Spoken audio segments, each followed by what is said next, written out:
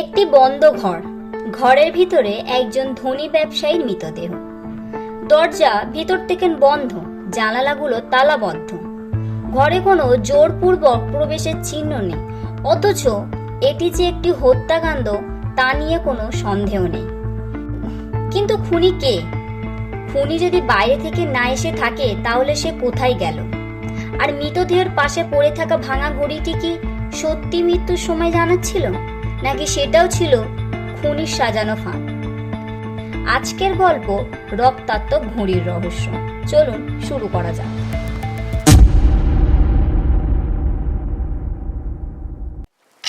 রাত 10টা। প্রচন্ড বৃষ্টির মধ্যে শহরের এক অভিজাত বাড়ি থেকে থানায় ফোন এলো। বিখ্যাত ব্যবসায়ী সৌরভ চৌধুরী নিজের স্টাডি রুমে মৃত অবস্থায় পড়ে আছে। পুলিশ ঘটনাস্থলে পৌঁছালে রহস্যের কোনো সমাধান করতে পারছিল না। এই সময় ডাকা হলো 20 বছরের তরুণী গোয়েন্দা তিতলি সেনকে। তার সঙ্গে ছিল তার 12 বছরের সহকারী মিনি। তিতলি স্টাডি রুমে ঢুকে চারিদিক তাকালো। ঘরের দরজা ভেতর থেকে বন্ধ ছিল, জানালাগুলোও বন্ধ। টেবিলের পাশে মেঝেতে পড়ে আছে সৌরভ চৌধুরী। ঘরে কোনো লড়াইয়ের চিহ্ন নেই। প্রথমে দেখে মনে হয়েছিল তিনি হঠাৎ অসুস্থ হয়ে মারা গিয়েছেন, কিন্তু তিতলির চোখে একটি বিষয় ধরা পড়ল। মৃতদেহের পাশে একটা ভাঙা হাত ঘড়ি পড়ে আছে। ঘড়ির কাঁটা থেমে আছে 8টা 17 মিনিটে। মিনি ফিসফিস করে বলল, দিদি, মনে হচ্ছে এটা মৃত্যুর সময়। তিতলি মাথা নাড়ল। সব সময় তা নয়, কখনো কখনো অপরাধী ইচ্ছা করেও এমন সূত্র রেখে যায়। বাড়িতে সেই দিন 4 জন লোক ছিল। স্ত্রী মধুমিতা চৌধুরী, ভাই সমীর চৌধুরী, ব্যক্তিগত সচিব অর্পণ দত্ত, বাড়ির পুরনো কর্মচারী গোপাল। 4 জনকে জিজ্ঞাসাবাদ শুরু করলো তিতলি। সবার বক্তব্য প্রায় একই। রাত 8টার পর কেউ স্টাডি রুমে যায়নি। মিনি হঠাৎ বলল, দিদি, একটা ব্যাপার অদ্ভুত। কি? ঘড়িটা ভেঙেছে, কিন্তু মেঝেতে কাঁচের টুকরো খুব কম। তিতলি সঙ্গে সঙ্গে ঘড়িটা পরীক্ষা করলো। সত্যি তো, মনে হচ্ছে ঘড়িটা অন্য কোথাও ভেঙে পরে এখানে আনা হয়েছে। এরপর তিতলি স্টাডি রুমে বইয়ের তাক পরীক্ষা করছিল। একটি বই একটু অস্বাভাবিকভাবে রাখা ছিল। বইটি সরাতেই একটি ছোট গোপন খাপ দেখা গেল। ভেতরে কিছু গুরুত্বপূর্ণ নথি। সেগুলো পড়ে তিতলি জানতে পারল সৌরভ চৌধুরীর সম্পত্তি নিজের সম্পত্তির উইল পরিবর্তন করেছিলেন।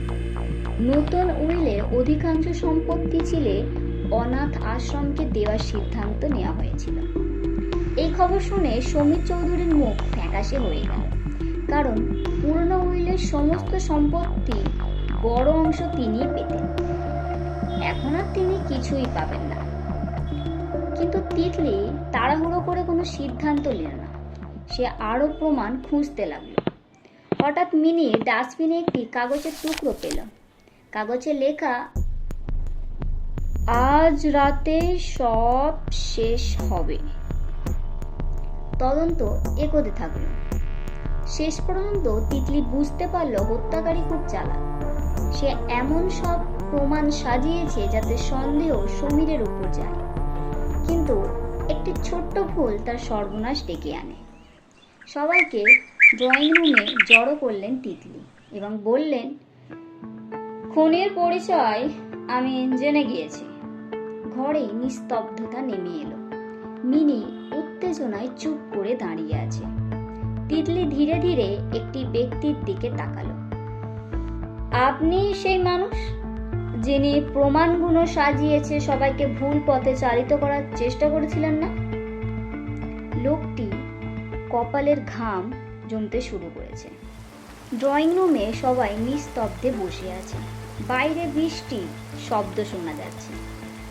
তিতলি ধীরে ধীরে বলল, আসলে খুনি হলেন অর্পণ দত্ত। সৌরভ চৌধুরীর ব্যক্তিগত সচিব অর্পণ চমকে উঠল। না না না, এটা মিথ্যা, আমার বিরুদ্ধে কোনো প্রমাণ নেই। তিতলি শান্ত গলায় বলল, প্রমাণ আছে, আর সেই প্রমাণ আপনি নিজেই রেখে গিয়েছেন। মিনি হাসল। সে জানতো তিতলি যখন একটি নিশ্চিত, তখন ভুল হওয়ার কোনো প্রশ্নই নেই। তিতলি টেবিলের উপর ভাঙা ঘড়িটি রাখল। আপনি চেয়েছিলেন সবাই ভাবুক মৃত্যুর সময় রাত 8:17, তাই ঘড়িটা ভেঙে এখানে রেখেছিলেন। অর্পণ বলল, তাতে কি প্রমাণ হয়? প্রমাণ হয় কারণ ঘড়ির কাঁচের বেশিরভাগ টুকরো এই ঘরে ছিল না, অর্থাৎ ঘড়িটি অন্য কোথাও ভেঙেছিল। ঘরে উপস্থিত সবাই অবাক হয়ে শুনছে। তিতলি আবার বলল, আরো বড় ভুল করেছিলেন আপনি।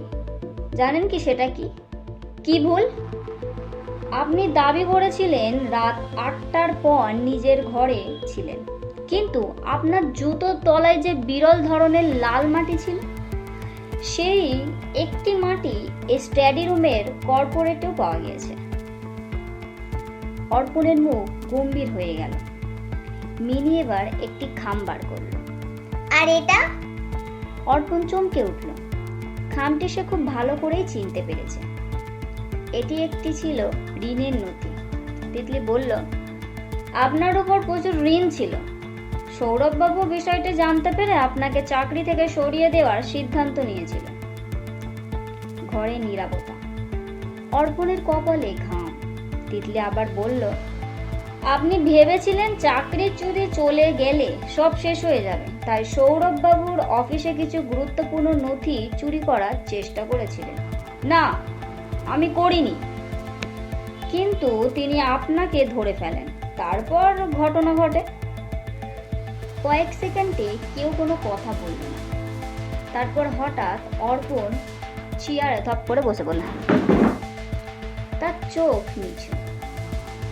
সে বলল, আমি চাইনি ব্যাপারটা এতদূর এগিয়ে যাক। ঘরের সবাই বুঝে গেল সে আর নিজেকে নির্দোষ প্রমাণ করতে পারবে না। পুলিশ তাকে নিয়ে চলে গেল। বৃষ্টি তখনও পড়ছে। মধুমিতা দেবী চোখ মুছতে মুছতে তিতলিকে বলল,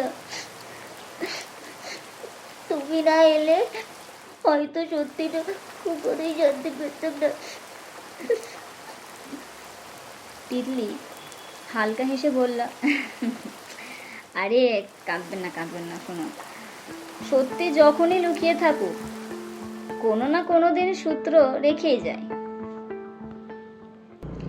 বাড়ি থেকে বেরিয়ে আসার সময় মিনি বলল, দিদি, এবার নিশ্চয়ই কয়েকদিন বিশ্রাম পাবো। তিতলি হেসে বলল,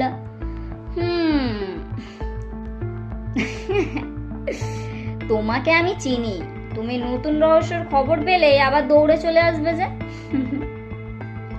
ঠিক তখনই তিতলি ফোন বেজে উঠল।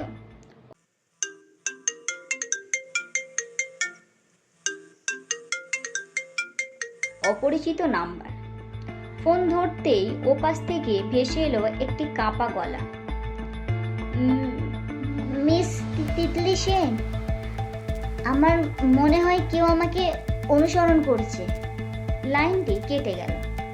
তিতলি আর মিনি একে অপরের দিকে তাকালো।